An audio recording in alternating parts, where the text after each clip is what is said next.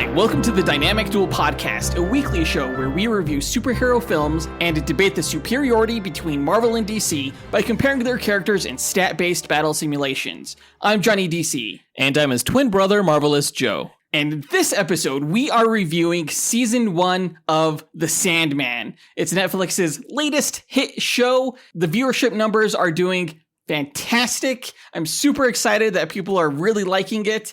I loved it. What did you think of it? Calm down. What? Manage your expectations. Oh my gosh, I've already seen it. Did it live up to your expectations? It mostly did. Okay. It mostly did. Okay, because I know they were impossibly high. So I'm glad to hear that. We're going to talk all about the show later on this episode. I know Jonathan is just about ready to burst a vein in his forehead to talk about the show, but we have Let's skip to the end. We have other stuff to talk about before that, including the latest comic book movie news to come out in the past week. Of which there wasn't much, but Ezra Miller has apologized for his erratic behavior and is seeking treatment, so we're going to touch on that. As always, we list our segment times in our episode description, so feel free to check out the show notes if you want to skip ahead to a particular topic. Real quick, guys, don't forget to join us on Patreon, where we offer ad-free episodes of the show, bonus content, including top 10 episodes and bloopers. We recently counted down the top 10 television episodes for Marvel and DC. Yeah, live-action episodes. Yeah. We also have bloopers, monthly live movie watch-alongs. We just got done watching Black Panther with our patrons. And you also get access to our Discord chat server. Check it out right after this episode at patreon.com/dynamicduel, which is linked in our show notes. Our lowest tier is only $2 a month. And for only $10 a month, you could become an executive producer of this show and help us determine our episode content. Yeah, they helped us figure out what episodes we'll have coming down the pike in September. We have some fun stuff coming up. Look forward to it. But with that out of the way, quick to the No Prize. A No Prize is an award Marvel used to give out up until the 90s to fans. Our version, the Dynamic Duel No Prize, is a digital award we post on Instagram for the person that we feel gave the best answer to our question of the week. Last week's question was, if Ezra Miller gets professional help and explains their erratic behavior, would you still be open to watching the Flash movie? Now, this question was a little bit premature, considering that he later in the week did issue an apology, but we got some great answers regarding this issue, so let's count them down, as well as the No Prize winner. Our first honorable mention goes to Miranda, who said, "Hello guys, Miranda here. I have to say, after all of this, I'm not super excited about the movie. I would probably watch it on HBO Max when it releases there if it does, but I wouldn't go to the cinema. I wish they just start over, reboot, and have a better plan. Watching The Batman and The Sandman this year highlighted the amazing potential that DC stories have on screen. I just want this type of higher quality projects in the future, but with a sense of world building and continuity. Thanks, guys." Now, Jonathan, you also said that you weren't terribly excited for the Flash movie to come out. Yeah, I haven't really been since the movie has gone through so many different directors and writers and development hell, essentially. Regardless, Ezra Miller makes it harder and harder to get excited about this project. So I understand exactly where Miranda is coming from. Well, she mentioned that she thought that the Batman movie and this latest season of Sandman were really good and great examples of where DC should be going with the quality of their films. It sounds like maybe she's not confident because of Ezra Miller's legal issues that the Flash movie will be up to par. Now, see, I'm not worried about the quality of the film at all. From what I've heard, the film is actually amazing. I'm more concerned about the unfaithful Flashpoint adaptation that this seems to be, and Ezra. Alrighty, well, our next honorable mention goes to Kevin Odilon, who said, "Hi, guys. The short answer is yes. If they do get help and do an interview explaining their erratic behavior, I will definitely be open to watching the Flash movie because they've already proven that they're good in the role, and I genuinely want to see them get better as a person, so I would definitely be open to watching the Flash movie. Thanks, guys." And that's a great answer, because I also want to see Ezra get better. I want to see him, redeem himself in the public eye and promote this film so that audiences will actually want to see this movie. And everybody loves a good redemption arc. I think despite everything Ezra Miller has put himself through and put others through, if they can genuinely make a return to, not committing crimes and being an asshole, I think people would love to see that, and I think it would actually excite people to see the film. Yeah, I think including me. Our final honorable mention goes to Lou, who said, "Yeah, hey, this is Lou. Could I see Ezra Miller as the Flash again? I don't know. He's done too many weird things, shown too much aggressive behavior. He's playing a superhero. I don't know if I could separate the man from the character. I think we need a charismatic person to take over who's funny. And then once we get the characters settled, stop changing them because it's hard to keep consistency then. Thanks. Yeah, there are some actors out there who really can't be separated from the characters that they play. Icons like Tom Cruise, like Al Pacino. I don't know if Ezra Miller is one of them, but I think the more he keeps messing up in the public eye, the more they're going to associate the Flash with Ezra and Ezra's behavior. And that's concerning to me. I honestly never saw Ezra Miller as Barry Allen in any way, shape, or form. So for me, it's easy to separate the actor from the character. If anything, it's getting harder for me to separate Ezra Miller from the character of Reverse Flash, because that's who I think they're acting like. Dude, for all we know, the Reverse Flash has come back from the future to fuck up Ezra Miller's career and life. And that's all this is, just a ploy to get the Flash movie scrapped. Sounds like a plot straight out of the comics. Before we name this week's No Prize winner, we want to give a huge shout out to all the people that called in to leave their answer via our website. Yeah, we got a ton of answers. Yeah. Thanks to Landon Parker, Noah Terry, Scotty Macho, Ken Johnson, and Corey Wooten. You guys gave fantastic answers. It was really tough to choose the honorable mentions and the winner. But the winner of this week's No Prize is Jose Marcial, who said, honestly, I'd be open to watch it even if Ezra did not get help. A lot more people worked on this project than just Ezra. All their hard work and artistic expression would be for naught just because one person was having issues, an episode, whatever you want to call it. Plus, DC really needs a way to get out of this mess of a cinematic universe. So, yeah. And I think ultimately that's really why I think DC needs to move forward with this Flash movie, is because of the potential it has to act as a reboot for DC continuity. Which is what David Zaslav, the head of WB Discovery, wants to do with the DC continuity. He wants to reboot it. Right, exactly. He wants to start fresh, possibly with the Batman in that universe. I think Jose gave the best objective reasoning for why this movie should be released, and that is that the movie is much bigger than just one person. Yes, Ezra Miller is the lead of the film and even plays two characters within the movie. Yeah. But so many other people contributed to The Flash, including Michael Keaton, including Sasha Kaya, including the director Andy Muschietti. Yeah, and you think about everyone else who worked on the movie, like the stunt guys, like the VFX guys, even freaking craft services, you know? Yeah. They all contributed in some way, and it would be really heartbreaking to have one guy kind of ruin that for all of them. Royalties are a thing, and some people kind of depend on those royalties to make a living. If the movie doesn't come out, there are no royalties. Right, exactly. So great answer, Jose. You win this week's No Prize. If you, the listener, want a shot at winning your own No Prize, stay tuned to later on this episode when we'll be asking another question of the week. And now that that's done, on to the news.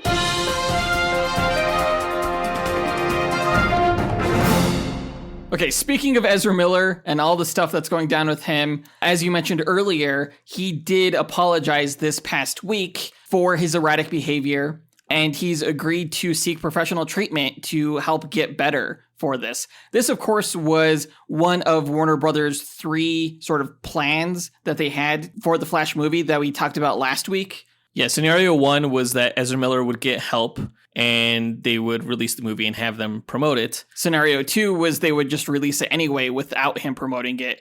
And scenario 3 was them just scrapping the film altogether, writing it off in the same way that they did the Batgirl movie. So it looks like we're headed down the A timeline. And honestly, I was surprised and really happy when this news came out, because that's the timeline I was kind of hoping that we would be going down. Yeah, like I said earlier, we all want a redemption story, not just for the sake of the film, but because mental health issues are tricky to navigate. He's done some pretty hurtful things. And committed some pretty bizarre crimes, from burglary to harassment to assault. I mean, he wasn't charged with assault, but it essentially was assault. Now, I'm no psychiatrist, so I don't quite know how far one should go in assigning blame to the actions of mentally ill people. Are they responsible for their actions, or are they beholden to their sickness? Do I blame the sickness? Do I blame the person? Well, it's kind of like, should Batman kill the Joker? I guess, kind of. I've always been more of a believer that people should be responsible for the consequences of their actions. But when you toss mental illness into the fray, it gets really gray. I thought it was really brave of them that they admitted that they were suffering from complex mental health issues. Ezra also admitted that they are going through a time of intense crisis. I guess they lost someone, which, I had heard rumblings about.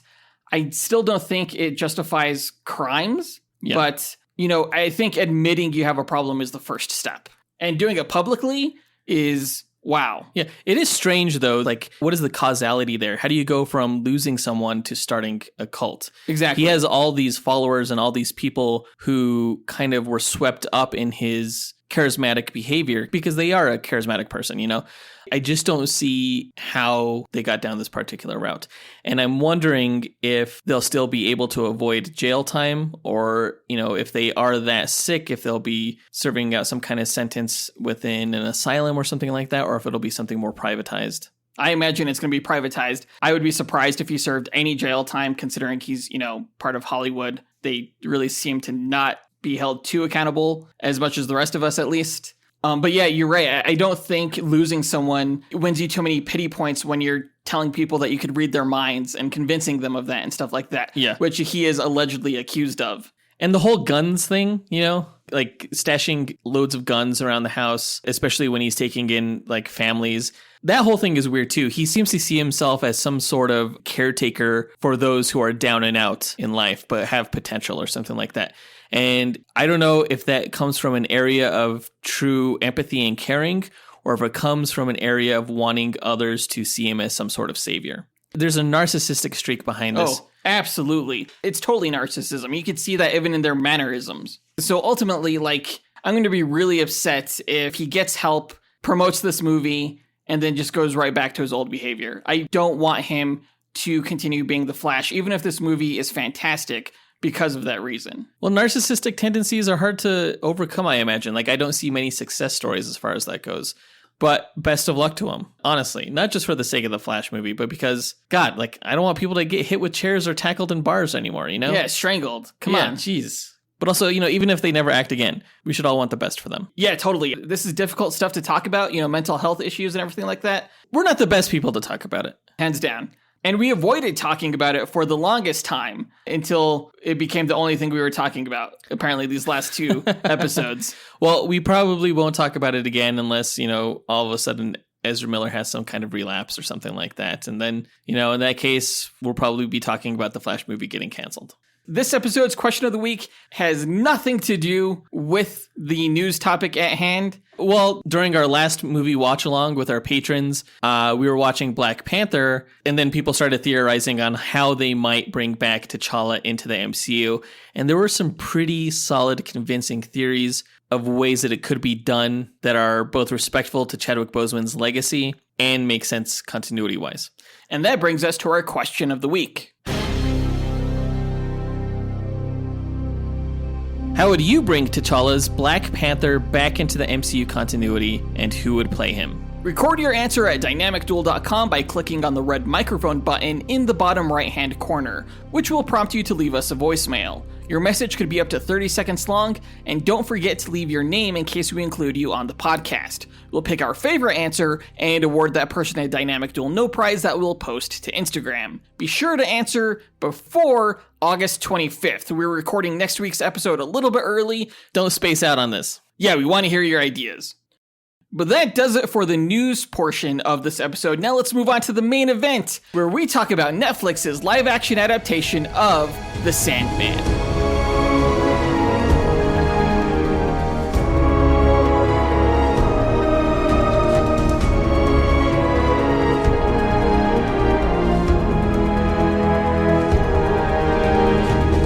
All right, The Sandman is Netflix's newest hit television series based on the Sandman comic series written by renowned author Neil Gaiman that originally ran from 1989 to 1996. This first season, which adapts the first two volumes of the series, Preludes and Nocturnes and The Doll's House, was developed by Neil Gaiman himself along with David Goyer, who wrote The Dark Knight and Man of Steel, and Alan Heinberg, who wrote the Wonder Woman movie. The show itself is reportedly one of the most expensive television seasons that Netflix, Warner Brothers, and DC has ever produced.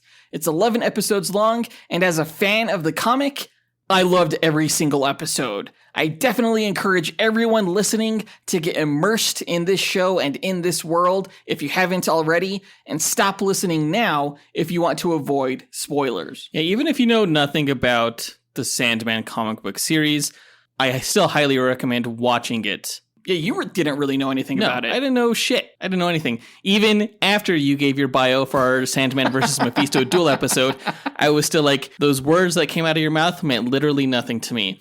And actually, now that I've seen the series, I went back and listened to your bio again, and I understood everything. Good. Honestly, that's kind of best case scenario, because I felt really bad breaking down Dream's backstory, our last episode, for people who potentially want to read the comic series after being turned onto it from this show. Yeah. So, yeah, I remember I was like, you said names like Calliope and Lyda, and I have no point of reference. Right. So you didn't spoil anything for me. I was still watching the show, surprised by everything that was happening. Good. And I intentionally left out a lot of context for everything that was going on. That's probably why it wasn't too spoiled for you. Yeah. But yeah, it's a great series. Again, one of my favorites. The Sandman is very near and dear to my heart. I remember in high school going to my local Barnes & Noble bookstore almost every day after school and just reading their DC graphic novels. I wasn't big into Vertigo, which used to be DC's dark, mature readers imprint, of which like the latter half of the Sandman issues were published under. But there was a JLA arc that Grant Morrison wrote that tied into Sandman. And after hearing how good and unique of an author Neil Gaiman was, I decided to check the series out. And I got hooked on the deep mythology and the strange, sometimes frightening world in which the Sandman takes place. It's so much bigger than just the character of Morpheus, Dream, the Sandman. So much so that in many issues, Sandman appears as merely a brief cameo, you know? Mm-hmm. A lot of it is about the people that tangentially associate with Dream or the dreaming, and though there is an overarching narrative that focuses on Dream as a character, it's less interesting, in my opinion, than the stories themselves. I often say that while Marvel is very character-focused, DC tends to be more story-focused, and you don't get a better example of that than The Sandman, which is essentially a story about stories. Exactly. And actually, if there are any negative things to say about the series, one of them is that the Sandman stories seem to be largely an experiment by writer Neil Gaiman. It all kind of transcends genre. There's no real cohesiveness to it. The stories kind of go all over the place. You know, the season has a bunch of different stories and a lot of different things going on, including some dangling plot threads. But if you don't mind a lot of that kind of story hopping, you might actually find some charm within this grand experiment of Neil Gaiman's. Yeah, there are absolutely a ton of dangling threads that will be picked up in subsequent seasons. Hopefully, if Netflix renews the show for another season. Fingers crossed. Now, I've had mixed feelings about them turning The Sandman into a live-action adaptation more than probably any other DC Comics work, because it's not like any other DC superhero comic that goes on and on forever, you know, month to month. The Sandman sort of has a definitive, heartbreaking ending, unlike something like Batman, you know? I mean, you could say there's the supplemental comics like Endless Nights or the new Sandman universe that DC Comics is putting out, but I like to think that for most hardcore Sandman fans, the story is too bittersweet and too good to really improve by expanding upon it much. Which is strange because if any franchise could go on for essentially forever, you would think it would be this one. Yeah, and I feel like a lot of authors who were inspired by Sandman to sort of continue telling stories within that universe kind of feel the same way. But I feel like if you're going to do a live-action adaptation of the core Sandman series, it needs to be faithful, because even though the Sandman is largely a collection of stories, and you may not get that sense from season 1 of the show, not a single story is wasted, and it all builds to one of the most cathartic and truly life-changing endings of any piece of literature that I've ever personally read. That's why Netflix needs to announce subsequent seasons like yesterday. What if they don't? Then fuck. I was excited in 2013 when then DC Comics president Diane Nelson said that she wanted to turn Sandman into a Harry Potter-like film saga. David Goyer wrote that screenplay at the time he was set to produce, and Joseph Gordon-Levitt was going to direct and star, possibly. But when that project fell through and rumors began like in 2016 for an HBO television series, I got this renewed hope because HBO had been putting out phenomenal shows like True Detective and Game of Thrones. It's been a long journey and one I've absolutely been overhyped for during the past year. So did the show live up to that hype? I think I can easily say that the book was better.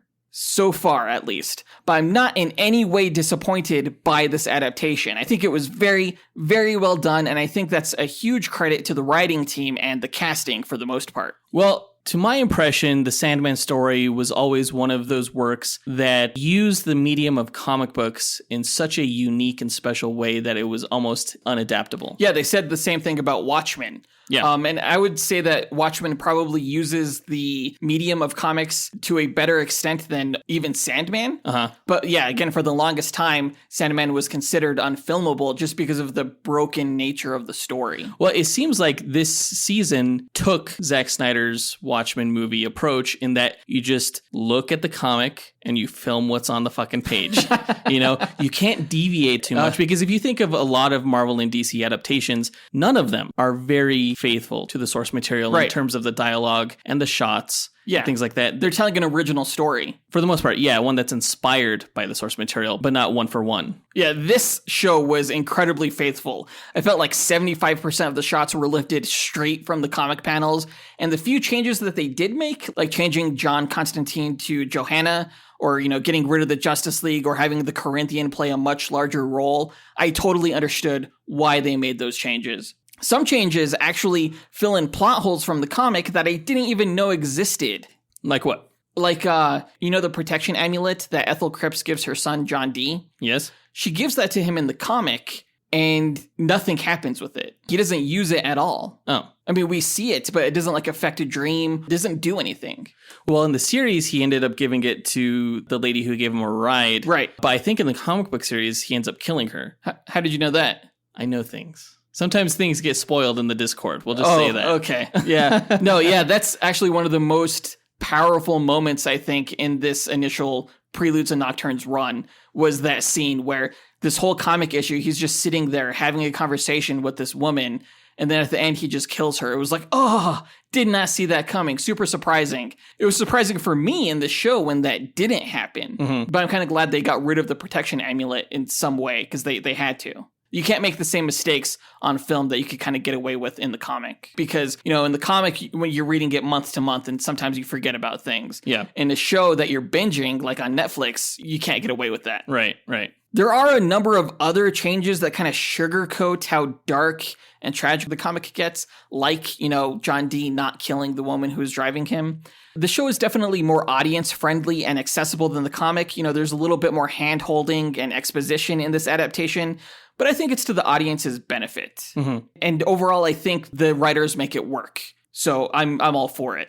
That said, like most adaptations, I think it's a lot more interesting if you know what exactly you're looking at and what's being talked about, whereas others may struggle at times to piece everything together.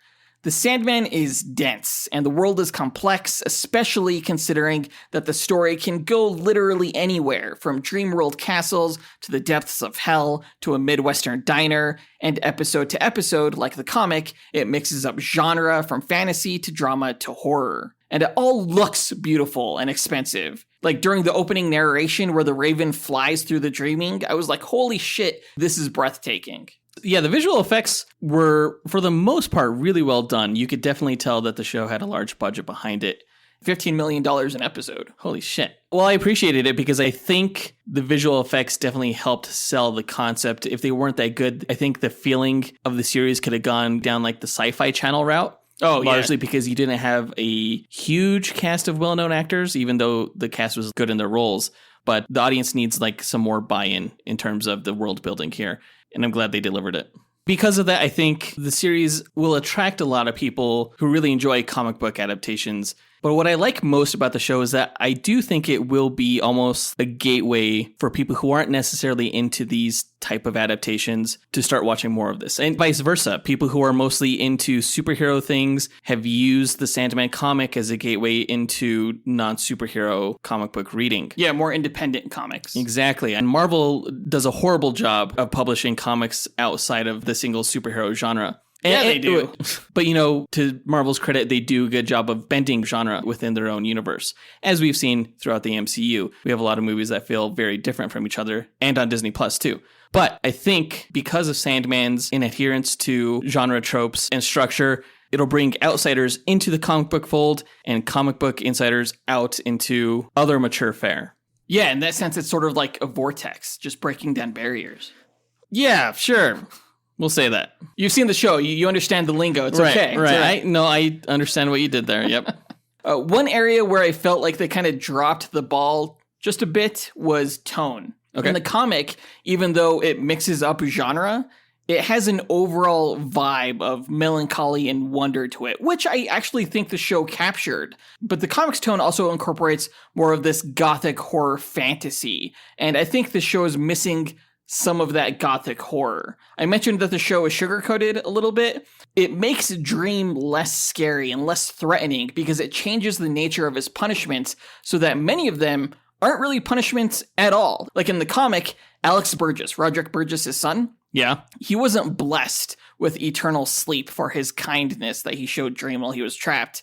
Dream actually cursed him with a never-ending nightmare for not letting him out. And with Richard Maddock, the writer in the bonus episode, in the comic, Dream never took away that cascade of ideas. Maddock essentially went insane. Oh, geez. Yeah, Dream is definitely not a superhero, you know? He does some things in the comic where it's like, holy shit, this guy's powerful and not one to be trifled with. It's horrifying. Well, I mean, it's just playing to the general audience that doesn't want to, go to bed depressed after watching the show. True. But honestly, that's one of the things I liked about the series. You like going to bed depressed from reading the Sandman series? I went to bed devastated, like after every arc almost. But in a good way. Like art should make you feel things. And I didn't need it to be watered down. Yeah, I could totally see where you're coming from there.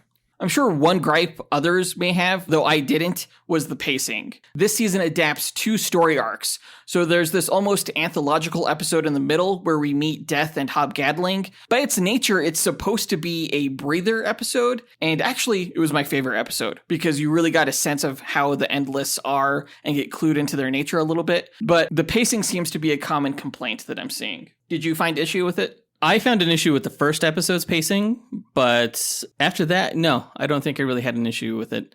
Good. I would say I had more of an issue with some of the characterizations in that they weren't explored enough within the confines of these episode runtimes.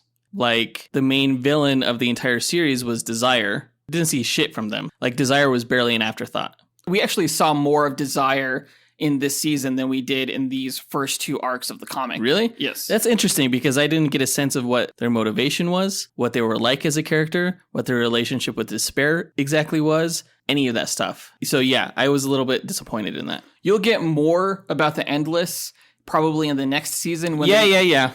Okay. But we don't know if there's going to be another season. It's likely there will be, but I think, a season needs to stand on its own too. Not everyone has the benefit of having read the entire Sandman series, so you're speaking from a place of knowledge, right? Hell yeah, I am. So I'm assuming you don't quite understand my issue here. No, because I didn't have that issue when I read the series. Right. Why is that? Because comic books kind of play differently. Yeah, absolutely. Yeah. I had no idea really who Desire was this early on. And when she was introduced, I didn't quite even get the sense that she was a villain. But with the medium of television, when that kind of stuff isn't explored, it can feel like, again, a dangling plot thread. I could see that, but I thought actually the Corinthian more than made up for any kind of lack of overarching villain or bad guy for the season. Kinda, I guess. But speaking of character building, when you're dealing with such a unique world like that of the Sandman, you need a top-of-the-line cast to sell it, and I think most of them did phenomenally. Let's talk about that in our character breakdown.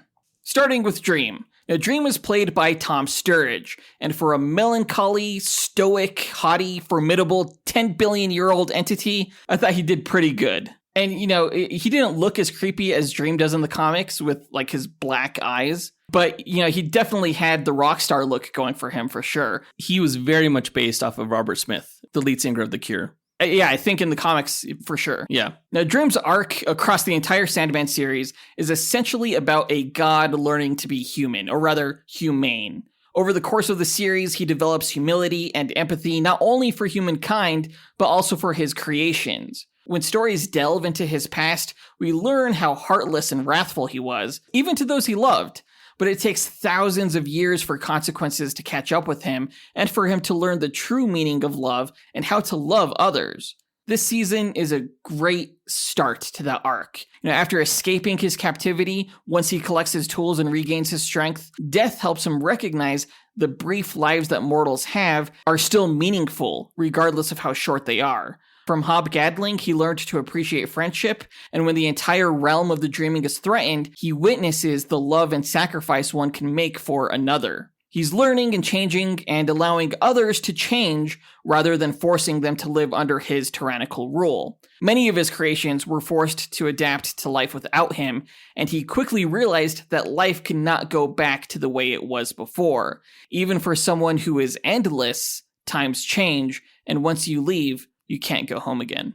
Yeah, it was a great arc. I don't think I have anything to add to what you just said. It was really easy to see that progression throughout the episodes, how he was becoming a more gentler, softer deity. Yeah, and it was a very subtle performance, you know. I would have said the opposite. Really? Yes. Really?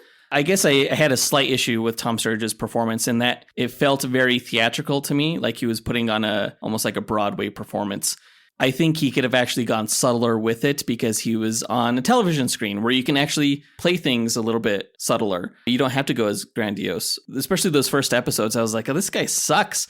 He did eventually grow on me. I could see the theatricality in his voice that he did for Dream. Yeah. Because it's not his normal voice in real life. But I think facial expression wise, there was a lot of emotion behind his performance without like being over the top emotional. Because Dream's definitely not like that in the comic. If he wants to cry, he's just going to make it rain on him, you know? Now, besides Dream, there aren't too many other recurring characters in the show. Mm-hmm. Many of them that have like posters dedicated to them and stuff only pop up maybe once in this season. But one of the recurring characters was Lucienne, who was played by Vivian Akiampong. I don't know if you nailed that pronunciation, but I think I did not. I couldn't do better, so.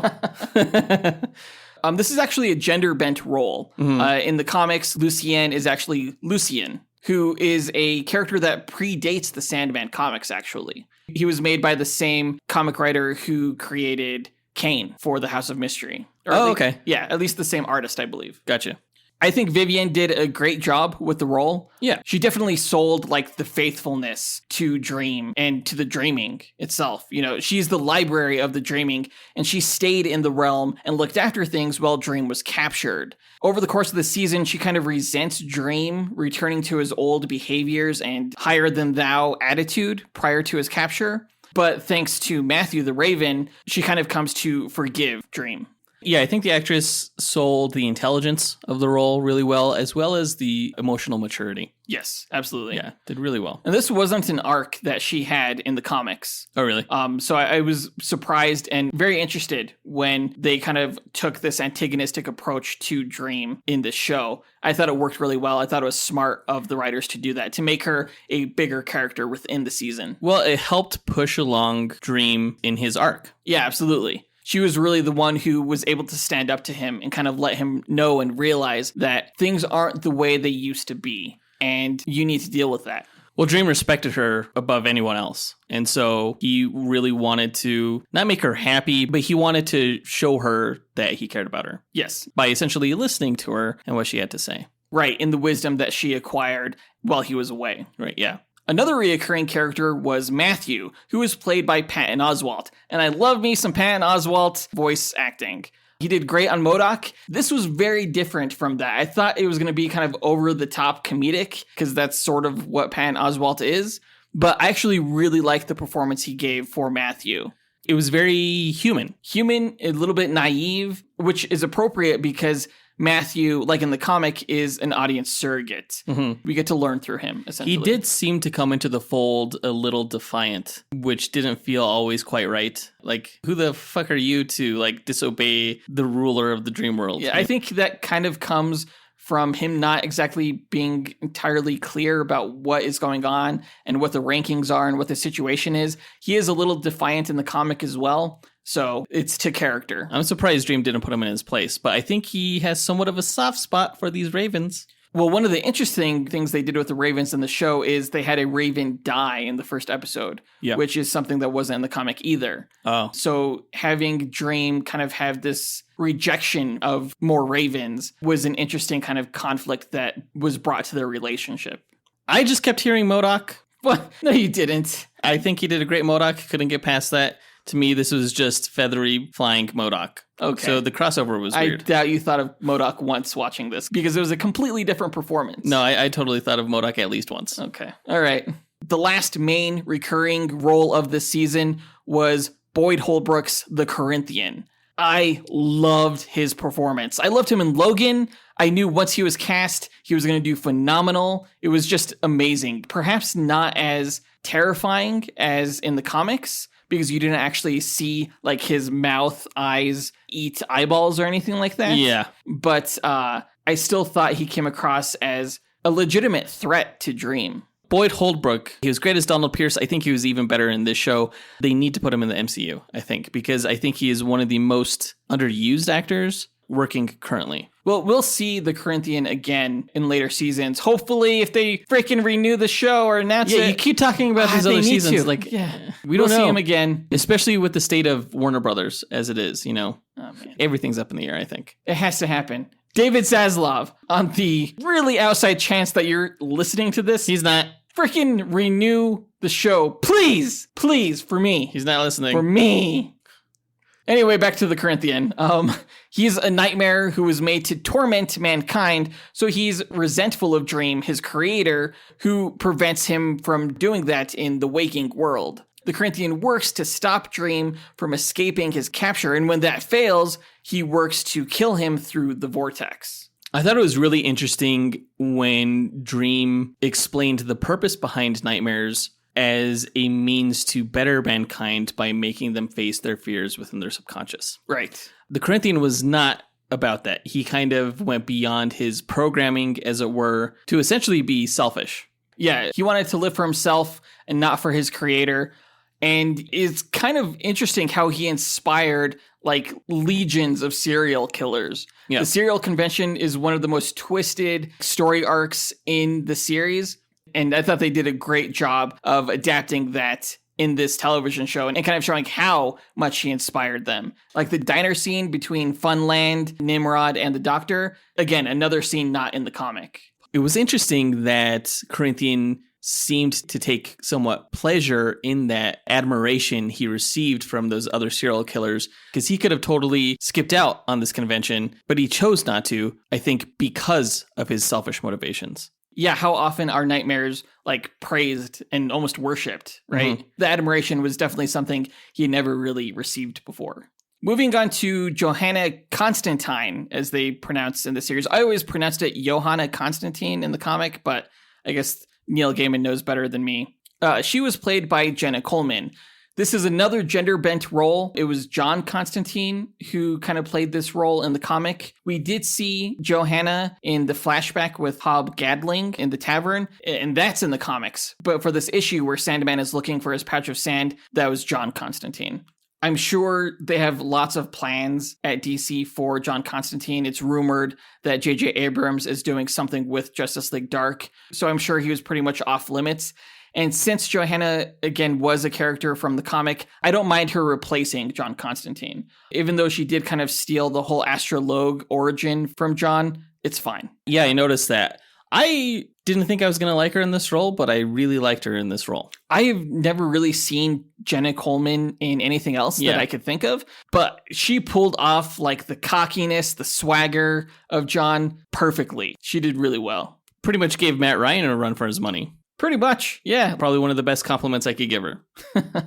Like John in the comic, she is this broken person, not just because of Astrologue, but because of all the people she really kind of screws over in her cons, loved ones that she cares about. And kind of like Dream, she learns that these actions have consequences. When she's dabbling in these occult magical things that she doesn't understand, and she abandons people with those objects, nothing good is going to come from that. The show definitely sugarcoated what happened to her ex-girlfriend than from what happened to John's in the comic. It was much more lethal, I think, than the show portrayed.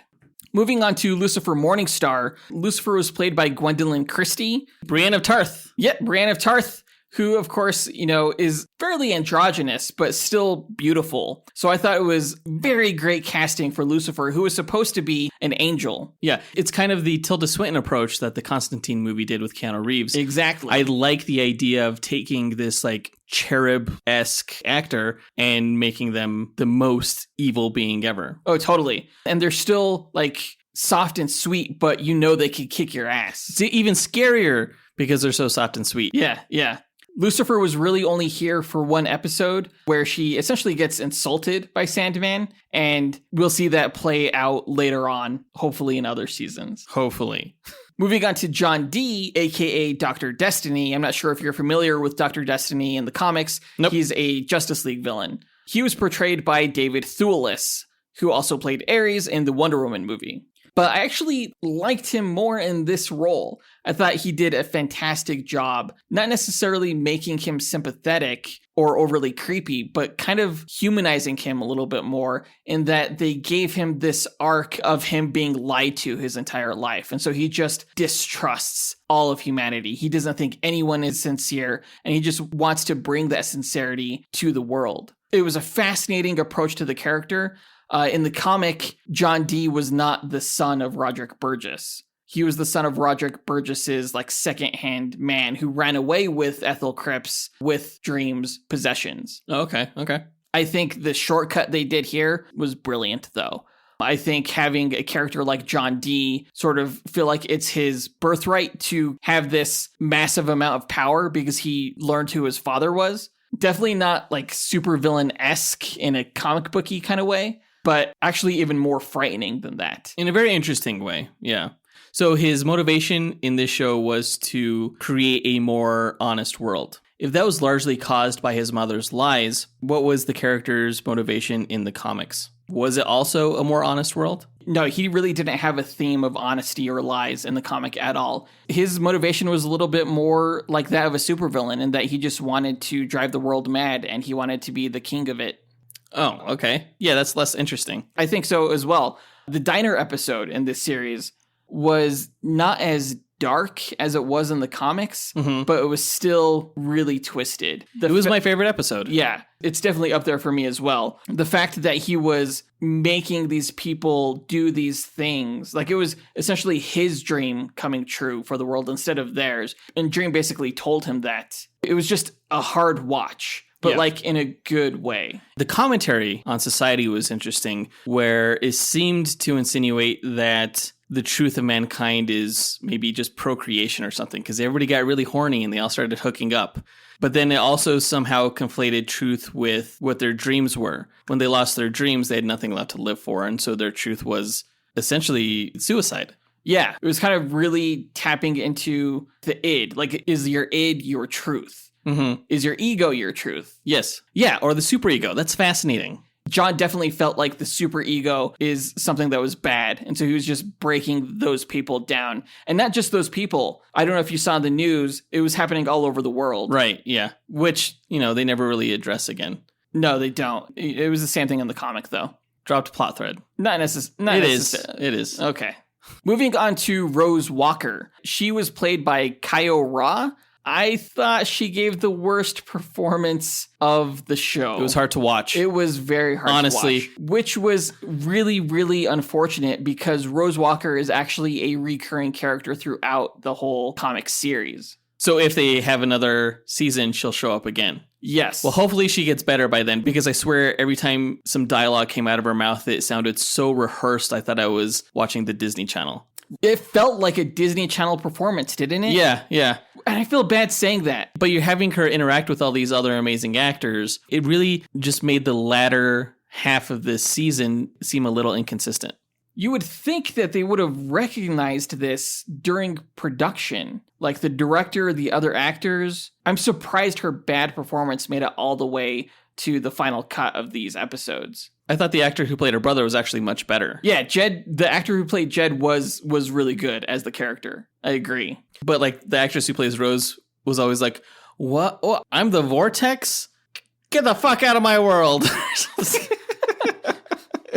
I don't know.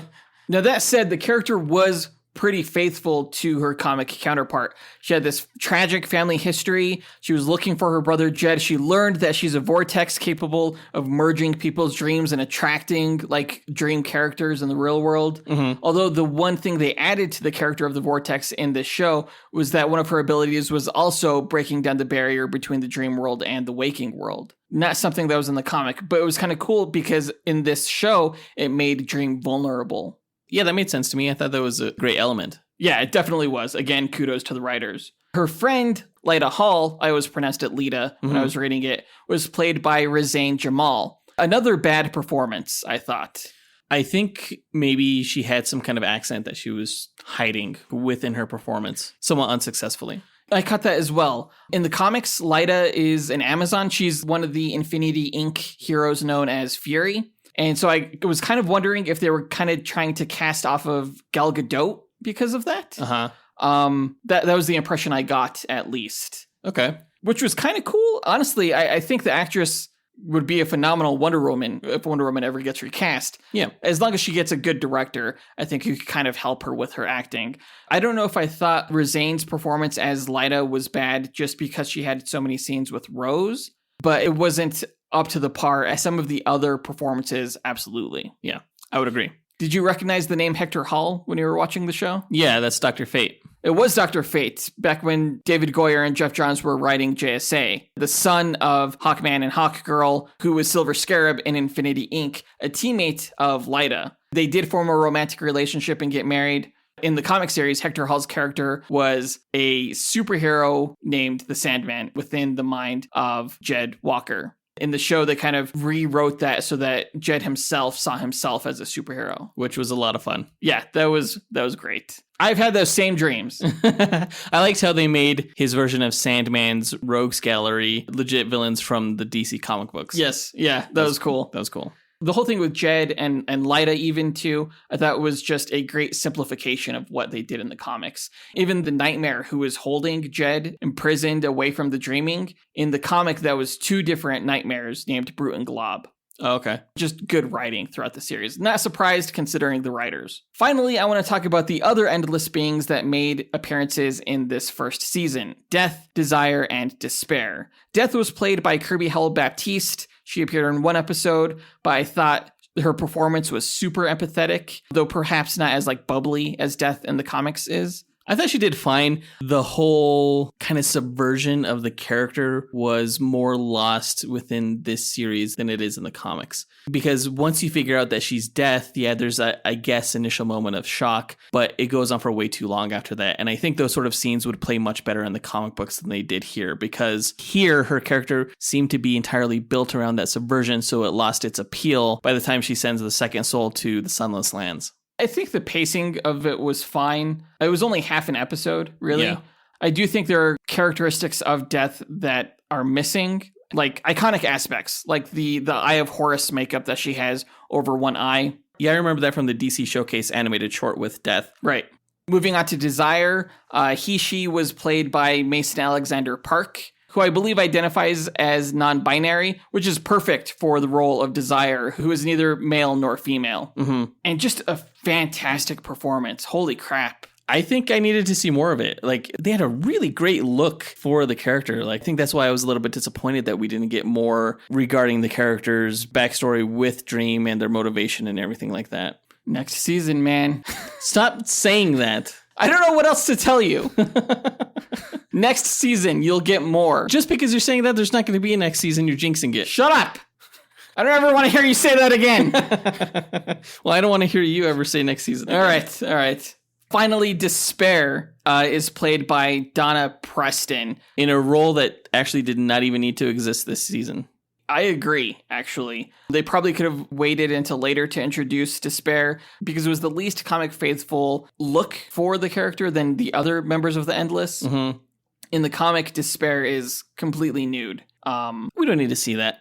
I mean, let's be faithful, because I felt like this one was just like a middle-aged, depressed housewife who hadn't like showered in a couple of weeks or something like that, you know? Uh-huh. I think Despair is a little bit more despairing than that. You know, she doesn't have a single item to her name, including clothing. Well, what about the fish hook? What was the relevance of the fish hook? The fish hook kind of shows how she kind of hooks into people and kind of just brings them down. It's a pretty interesting symbol for her. Interesting. I mean, it was faithful how she was like cutting herself. Yeah. She's constantly doing that in the comics as well. Gross. Yeah. I think that's it for the characters. Let's move on to the plot breakdown. Episode 1 was called Sleep of the Just. It's a straight adaptation of Sandman issue number 1 of the same name. And in it, while attempting to apprehend a nightmare known as the Corinthian, Morpheus, aka Dream, is captured in an occult ritual by British aristocrat Roderick Burgess, who is attempting to capture Death. Roderick steals Dream's totems of power, his helm, a pouch of sand, and a ruby, all of which are eventually taken by Roderick's resentful mistress, Ethel Cripps, who is pregnant with Roderick's child. Dream's imprisonment causes an epidemic of sleepy sickness, which was actually a real thing. It actually inspired Neil Gaiman to write this series. And that lasts for 106 years. In 2021, Roderick's son Alex is an old man who continues to keep Dream imprisoned and is cared for by his partner Paul. After Paul accidentally erases part of the runes keeping Dream bound, Dream reaches into the dream of one of the guards to destroy his cage, allowing him to escape, condemning Alex to an eternal sleep.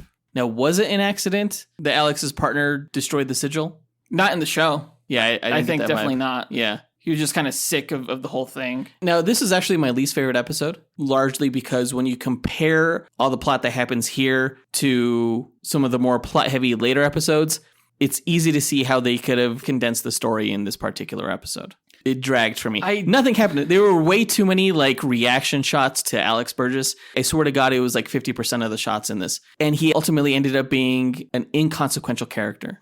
They did introduce a lot more story in this episode than was in the comic, including Alex's relationship with his father, including the Corinthian. He wasn't in the first issue at all in the comic. Even, you know, Dream's Raven. It's supposed to feel like he was trapped for a long time. And that's all I could really tell you. Is that if they rushed through it, then it would not have felt the sort of duration for how long he was captured. I believe the word you were looking for there was boredom. The boredom that he felt. No. While in that snow globe. No. Maybe, but no.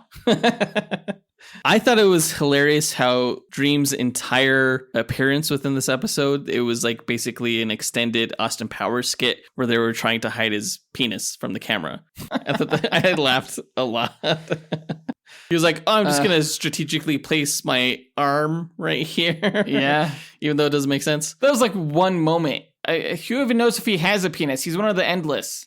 I mean, he actually does mate, so he probably does have one. I don't know. This is an interesting conversation. It is. Let's move on to episode number 2, which is titled Imperfect Hosts, adapted from issue number 2 of Sandman of the same name once again. Dream returns to the Dreaming, his kingdom, and the source of dreams. There, he finds his palace in ruins due to his prolonged absence.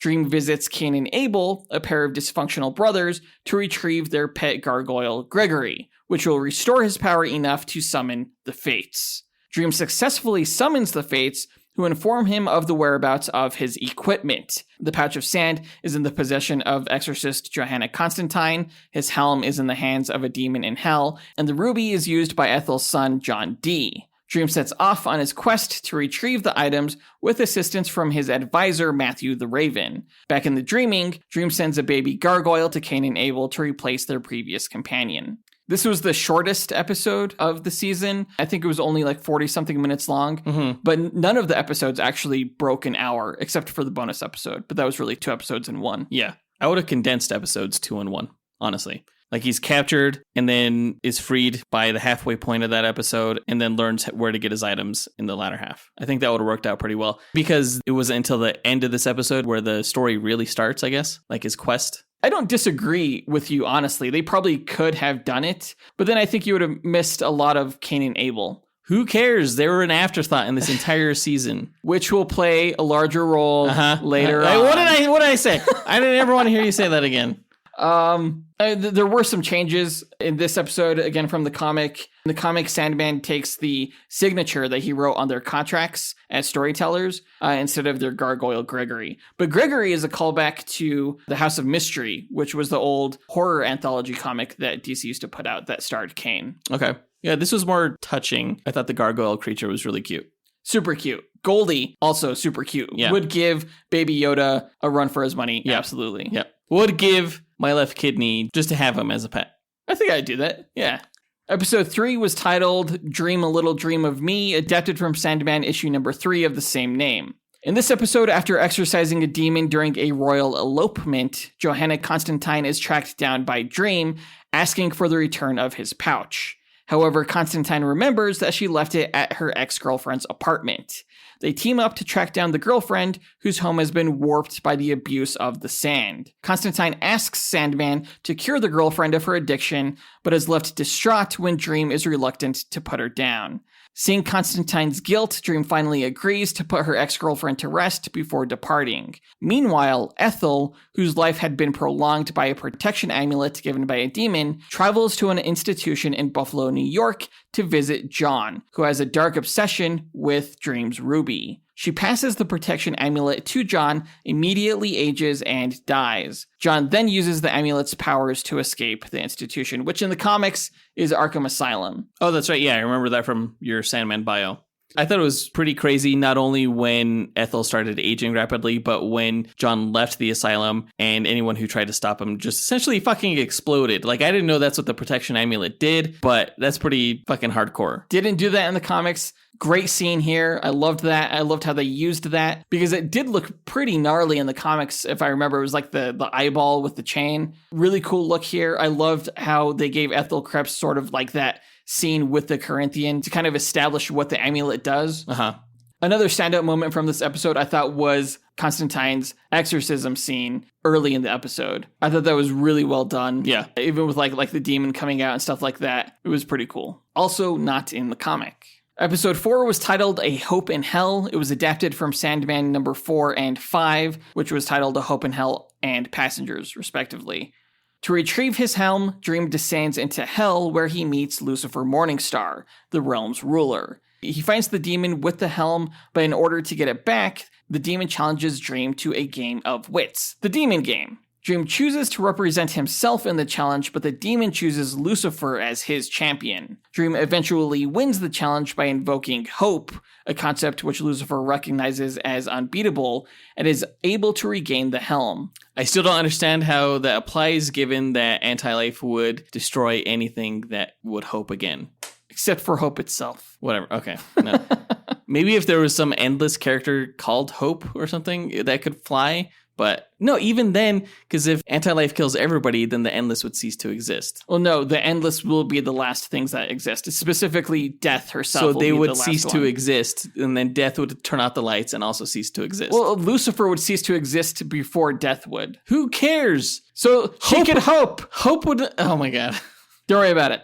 Before Dream leaves Hell, Lucifer promises to one day kill Dream. Meanwhile, John is offered assistance by a Good Samaritan and retrieves the ruby, but not before Dream discovers its whereabouts and the fact that John has altered the item to attune it to his own wishes and nobody else's. John passes the protection amulet to his terrified rescuer, deciding that he no longer needs it. Now, again, the story of John D. with the lady who drives him, great story. Didn't have the dark ending, but I still liked it. Yeah, I thought it was really good. You felt for her. Totally. Episode 5 was titled 24/7. It was adapted from Sandman issues number 6 and 7, which were titled 24 Hours and Sound and Fury. John, now in possession of the ruby, takes refuge in a local diner. There he uses the ruby's power to prevent the patrons and staff, and the world at large, shown via the television, from being able to lie, eventually driving them to murder each other or commit suicide. Dream arrives and transports John to the realm of dreams, where John appears to use the ruby's power to defeat Dream. Crushing the ruby in his hand, John exults in his victory before Dream reveals himself and tells him that by destroying the ruby, its power was released back into its true master, Dream. Taking pity on John, Dream returns him to the institution, seemingly in a state of long-term sleep. Elsewhere, Dream's sibling Desire plots against him. Fantastic episode. I just love how fucking crazy it was. Really well done at ramping up the tension and building these characters within a short amount of time that you really felt for. And to see like all these horrible, traumatic, violent things happen to him was really unnerving. I did think it's maybe a little bit cheap that John Dee's crushing of the ruby somehow ended up being his undoing. But, you know, it is what it is. It was a turn, right? Like, you didn't see it coming. It was a surprise. I don't understand why he would crush the ruby. He thought crushing the ruby would destroy Dream because he was so tied to it. It literally contained his essence, especially after Dream initially touched it. It made the ruby more powerful enough to affect the whole world.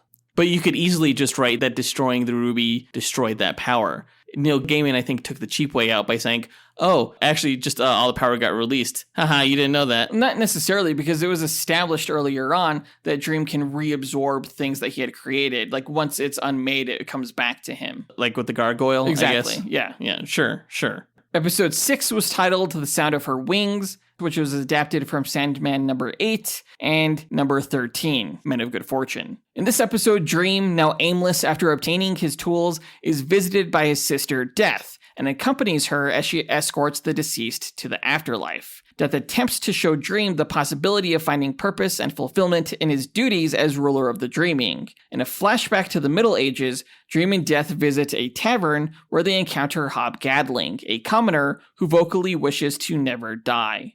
Death agrees to spare Gadling for as long as he wishes. Hob and Dream continue to meet each other once every century, and Hob maintains that no matter which turn his life takes, he still does not wish for death. Hob hypothesizes that Dream continues to meet with him because he is lonely and friendless, which greatly offends Dream. Due to Dream's capture by Burgess, he is unable to attend his regular meeting with Hob. When their usual location is sold, Hob chooses a new tavern a block away, hoping that Dream will find him. The two reunite in the present day. Elsewhere, Desire continues his and her plans. Again, I liked the latter half of this episode more than the former. In fact, I found it fascinating, the whole story with Hobgobbler. Hob Gadling. Yeah. I think it was most fascinating just to see how history had evolved over time, how things throughout the Middle Ages were pretty much stagnant, and then started ramping up slowly until, the 19th century and the 20th century, where technology and growth and everything was just exponential. It's right. Crazy. Yeah. In one moment, he's like, wow, chimneys are cool. Yeah. And then, centuries later, it's just completely different. Yeah. He's driving cars. He's wearing completely different clothing. Everything is electrical. It was crazy to see that kind of evolution of mankind. Yeah, it was a great story. But no, in the comics, Sandman never missed one of their meetings. He escaped from his imprisonment the same year that they were supposed to meet. Well, because the series was written in the late 80s. Right. This is much more interesting, I think. I agree. I think so too. Because the whole issue of friendship came up and it made Hobgobbler question everything. Yeah, he was worried that Dream really wasn't his friend. Yeah. But it turns out he was, which was great. Moving on to episode 8, The Doll's House. This was adapted from Sandman issue number 10 and 11. In 2015, Rose Walker and her brother Jed are separated when their parents divorce. In 2021, following the death of both parents, Jed is placed in the foster home system despite Rose's attempt to locate him and claim legal guardianship. Rose is unknowingly a vortex, a being who naturally attracts and manipulates dreams, and Desire and his and her twin sister Despair conspire to use Rose against Dream. Aware of Rose's nature, Dream plans to use her to track 3 errant residents of the Dreaming who are still at large. Rose and her friend Lyda Hall travel to England to meet Unity Kincaid, a wealthy recovered victim of sleep sickness. Unity reveals that she is Rose's biological great-grandmother. Unity offers to fund Rose's search for Jed, and Rose and Lyda travel to Florida. Unable to locate Jed in either the dreaming or the waking world, Lucien and Dream deduce that the rogue dream Galt has severed Jed's consciousness from the dreaming. Rose approaches Lucien and Dream in the dreaming for assistance in finding Jed. Meanwhile, the Corinthian, hunting for Rose, is invited as the guest of honor for a serial killer convention. Did you remember Unity Kincaid from episode 1? Yes. Okay, good. Because I wasn't sure if people were going to remember that callback. What can you tell me about Rose's roommates at the Florida place? Because it seemed like they came out of nowhere. They were just dropped into the series. All these interesting, strange people, and I had no context for them, kind of like I was missing something. I would say that they were mostly comics accurate, all of them. Did they feel as random in the comic as they did here? Yeah, they were pretty random. I wouldn't say I had an issue with it, though. Okay. It just seemed like one of those things that would probably play better in a comic. Maybe, probably. Again, I think some of the issues that some people may have with the television series, I don't, because I didn't have an issue with it when I read it. So that must be the case. Well, you think about the standards within cinematic storytelling, how you really have to introduce most of your characters within the first 10 minutes. That's not the same case with comic books, where you get a new issue month to month and things are a little bit more disjointed from issue to issue. Right. But at this point in the comic, it's still a relatively new series. So having new characters introduced, I think, is just part of experiencing this new story unfold. But you're right. Shows are very different from comics. You can't just have like random characters appear at times without any kind of setup. Usually, at least. Moving on to episode 8, it was titled Playing House, adapted from Sandman issues number 12 and 15. Despite Lucien's protests, Dream agrees to help Rose locate Jed. During the day, Rose and the other guests at the bed and breakfast post signs around Cape Kennedy, which attracts the attention of the Corinthian. That night, Dream and Rose travel through the dreams of the guests, eventually crossing into Jed's dreams, which Galt has manipulated to provide an emotional escape from his abusive foster father. Dream rebukes and punishes Galt for stepping outside her duties, though Galt maintains that she disobeyed because she believed it was in Jed's best interest. Meanwhile, Lyta seemingly reunites with her deceased husband Hector in the dreaming. Hector attempts to convince Lyta to stay in the dreaming and have a baby with him, and when Lyta wakes up, she is visibly pregnant. The Corinthian locates Jed and murders his foster parents, kidnapping Jed to lure Rose to the serial killer convention. In this episode, they kind of made the Corinthian almost like heroic, in that he saved Jed from his really shitty foster parents. It's kind of like a out of the frying pan into the fire situation. That's very true. Although Corinthian treated Jed pretty well overall, I'd have to say. His vendetta wasn't against Rose or Jed, it was against Morpheus. Yeah, and he needed Rose to defeat him, essentially. So I could see where, killing the younger brother of the girl he needs isn't going to do him any favors. Right. I did feel bad for Galt in this episode. The whole theme of change around that character as a nightmare wanting to be something that doesn't frighten humans was a brand new concept to this story. Mm-hmm. But the theme of change, I think, was an important one for Dream in this season. Lucien mentions that Dream is pretty harsh because, she used to be something else. She actually used to be a raven. She was Sandman's first raven. Oh, really? And now she's the librarian. They didn't say that explicitly, but that's the case in the comics. Episode 9 was titled The Collectors, adapted from Sandman number 14. Lucien and Matthew deduce that Lyta's pregnancy is the result of Rose's increasing power, which threatens to break the barriers between the dreaming and the waking world. The Corinthian calls Rose with Jed, sharing their location at the quote-unquote serial convention. Rose travels to the hotel to meet them, accompanied by Gilbert, a fellow guest at Hal's bed and breakfast, and a self-styled gentleman. Lyta continues to meet Hector in her dreams and finds that her pregnancy is advancing at a rapid rate. Dream notices increasing damage to the dreaming, which Lucien attributes to Rose, though Dream is unsure of her theory. Dream finds Lyta and Hector in the dreaming and realizes that the vortex has allowed Hector's spirit to inhabit the dreaming in lieu of him passing on to the afterlife. Dream banishes Hector from the dreaming and informs Lyta that her unborn child will one day belong to him, as it was conceived in the dreaming. Rose and Gilbert arrive at the hotel and search for Jed. While searching, the Corinthian and Gilbert recognize each other, causing Gilbert to flee to the dreaming, where he is revealed to be a personified Fiddler's Green, one of the other rogue dreaming residents. Gilbert relays the Corinthian and Rose's location to Dream. Now, did you think that there was anything interesting about Gilbert? Like, did you suspect he was one of the rogue dreams that escaped the dreaming. I actually suspected that all of the housemates living there were dreams or something weird was going on there. Even though that they were dreaming like normal people? I guess not at that point, but Gilbert didn't seem any more strange than the rest of them. He seemed pretty on brand. That's fair. That's fair.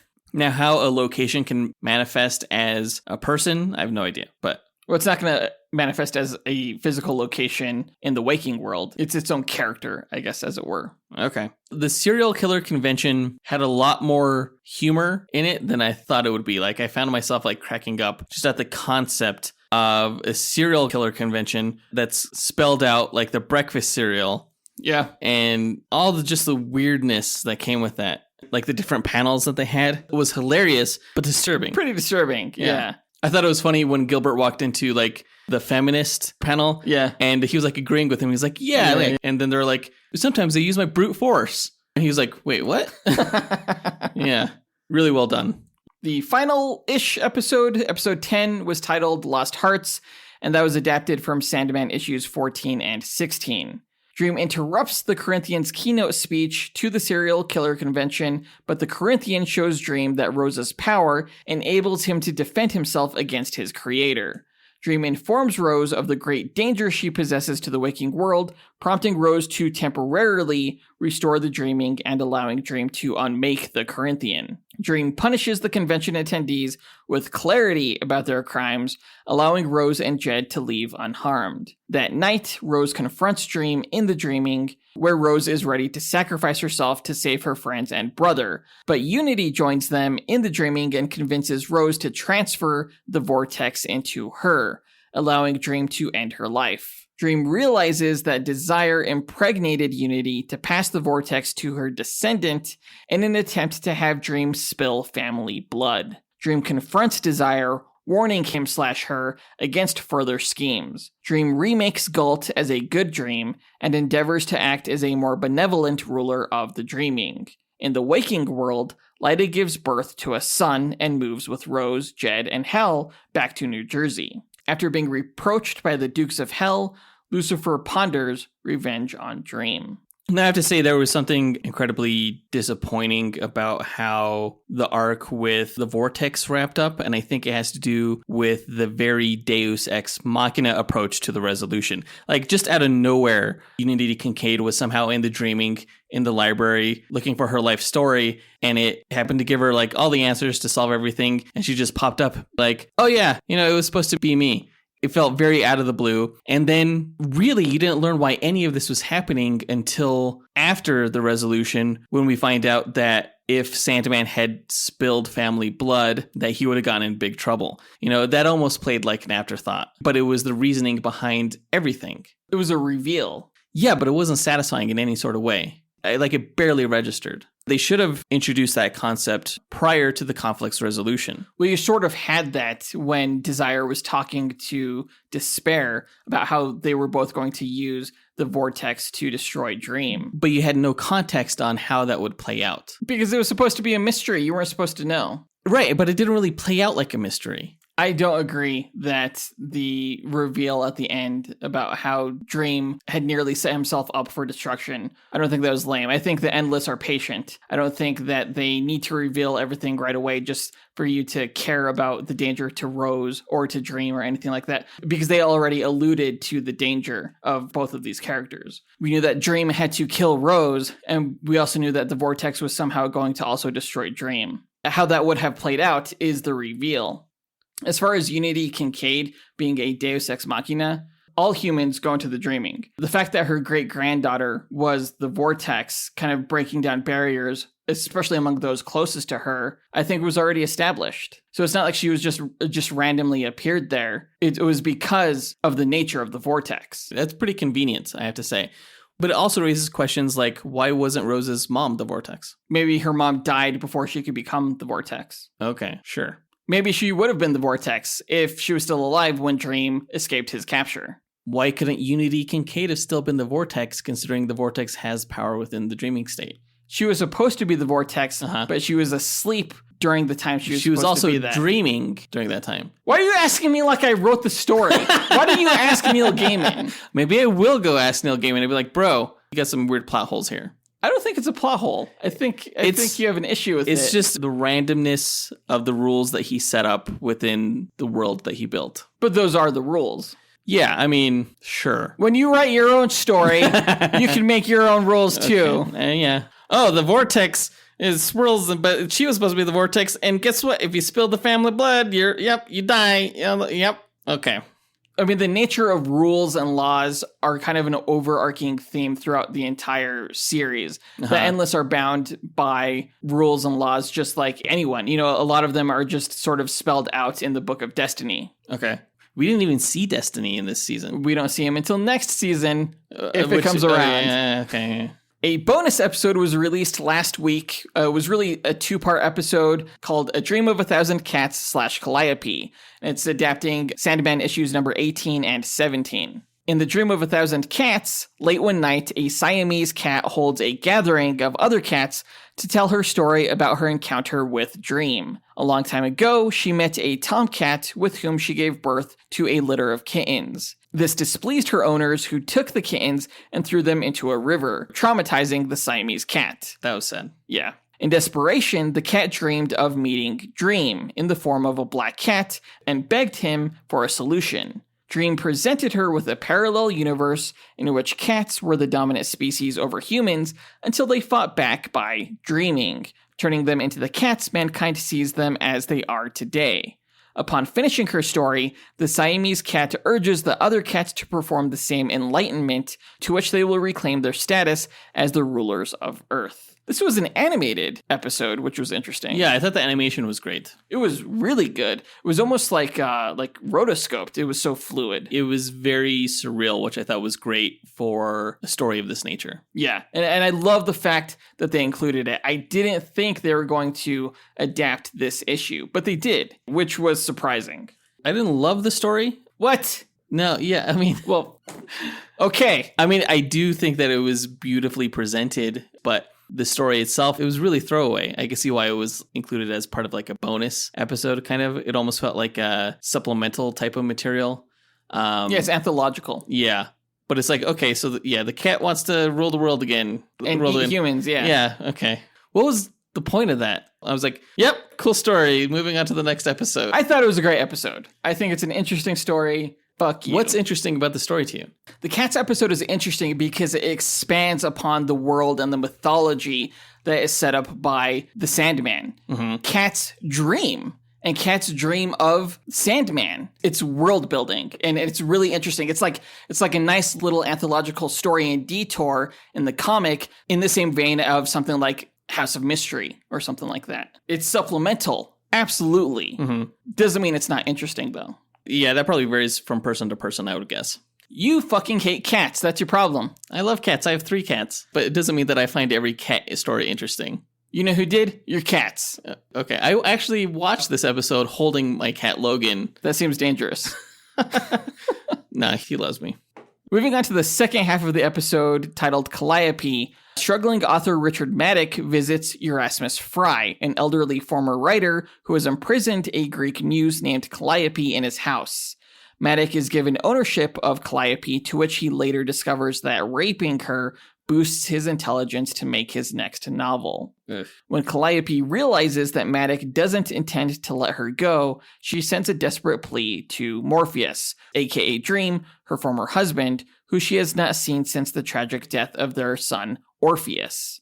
Upon receiving her plea and learning of what has happened to her, Dream becomes enraged and confronts Maddock. When he refuses to release Calliope, Dream punishes Maddock into receiving an uncontrollable stream of ideas until he injures his fingers during a breakdown. Maddock soon frees Calliope, but discovers that he now has writer's block from the enduring torture Dream gave him. Finally free, Calliope vows to make sure that what happened to her doesn't happen to anyone else. She and Dream share a tender goodbye, with her expressing hope that sometime in the future she can visit him in his realm and they'll be able to grieve their son properly. I can see why this was included as a bonus episode and not part of the initial 10 episode run, because I think maybe they omitted it just trying to create the strongest 10 episode season that they could, finding that this episode played more like a deleted scene almost. It's definitely not a deleted scene. It's definitely an important story to the overall Sandman series. I don't think it was an afterthought. I think they intended to make it a bonus and sort of like a breather episode between arcs, kind of like episode 6 was. And that was like 2 anthological stories kind of merged into one episode as well. I mean, if they meant for it to be a breather between episodes, they would have done that. No, this is like a breather between seasons. But there's no guarantee of a second season. But this story is important and needs to be included with this season because that's when these stories take place. So what is your theory as to why they didn't release Calliope as part of the initial set? They didn't want to interrupt the story of A Doll's House, so they released it after that. They found it the most superfluous to what they had going. But it's not a superfluous story to Sandman. Only if they release additional seasons. Which they will. Okay. Which they will. Sure. I didn't like... Tell me more of what you didn't like. Okay. I didn't like in this episode how, for some reason, rape was the catalyst to inspiration. I thought that was creepy on behalf of Neil Gaiman. It felt more like something that Alan Moore would write. It was actually a lot worse in the comic, so much so that DC actually had to censor, I believe, this issue after it was already illustrated. Calliope is very, very malnourished and nude throughout most of the issue. So this is another case of the showrunners making something more palatable for audiences. But I guess Calliope, the character of Calliope, what they did with her in the show wasn't the only instance in this episode of them sugarcoating the source material, because in the source material, I think I mentioned this earlier, Richard Maddock goes insane. Like, he's bloodying his fingers in the streets, not along, like, stairwell walls, and he can't stop himself because he's trying to write down all of these ideas, and he'll find anything he can to write with to jot them down. Overall, I thought the Sandman was, incredibly faithful to the adaptation.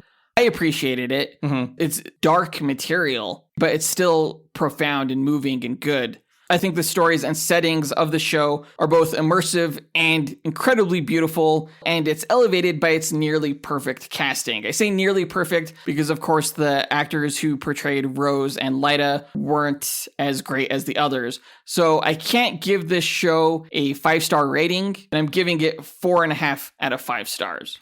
Yeah, I think I would go around there. I mean, exploring this grand experiment of Neil Gaiman is a trip worth taking. Despite some of the season's shortcomings, I think it has so much more going for it. I could totally make the case for myself for 4.5 stars. I think David Goyer and Neil Gaiman and Ellen Heinberg just knocked this adaptation out of the park. It's great, and I love that apparently it's a huge success on Netflix. I hope it just gets bigger and bigger and more people talk about it. If you've seen it, definitely encourage other people to see it so we can continue the story. If you haven't seen it and you just ruined this whole thing for yourself, still watch it so we can get the numbers. Just leave it running on the background. It's not going to hurt anybody. But that does it for this review. Let us know what you thought about Season 1 of The Sandman by writing to us at dynamicduelpodcast@gmail.com or by visiting us on Instagram or Twitter. You can find links to all of our accounts by checking out our show notes or visiting our website, dynamicduel.com. And on our website, you can also find a link to our Patreon page where we offer ad-free episodes of the show, bonus content including top 10 episodes and bloopers, monthly live movie watch-alongs, and access to our Discord chat server.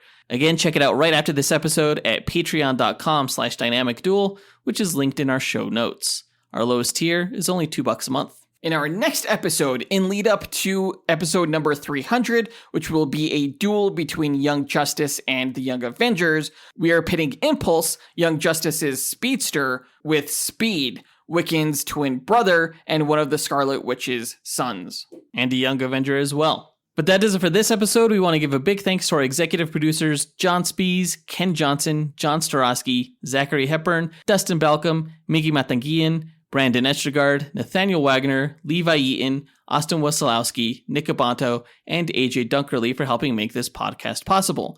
And we'll talk to you guys next week. Up, and away! True believers.